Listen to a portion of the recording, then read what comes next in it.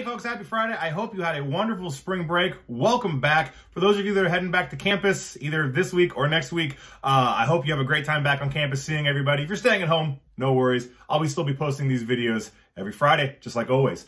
So we've been talking about rock and roll and, the electric guitar and the history of rock and roll. And I wanted to take today and next week to talk about my favorite rock and roll band, the Beatles. Now, not only are the Beatles just a great band in general who wrote a lot of great songs, they have a historical impact on the history of music.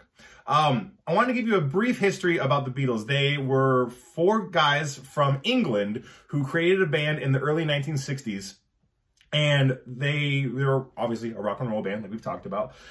And when they came to the United States, something happened where the general population that enjoyed listening to the radio, they freaked out when they heard the Beatles and they saw the Beatles. And it was nothing that anyone had ever seen before. So whenever the Beatles played a concert, the entire audience would just scream the entire time. They would just scream, and they were so excited that they couldn't just sit there and be a good listener. They had to just scream and holler at the band the entire time because they were so excited. So I'm going to play you two videos. The first is the Beatles' first ever performance on American television.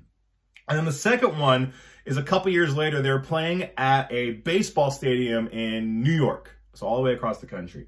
The baseball stadium had 55,000 people. It's a lot of people. That's about the size of the whole town of like Petaluma.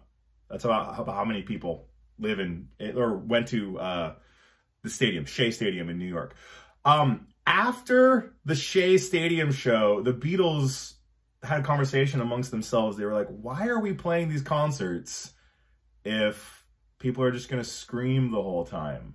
And so they actually stopped performing live concerts after the Shea Stadium show and just did recorded music and didn't play any more concerts. So we'll talk more about that next week. But two songs, well, 1.5 songs. The second song gets cut short. But the first song is a song called I Want to Hold Your Hand. And the second song is a song called Shake It Up.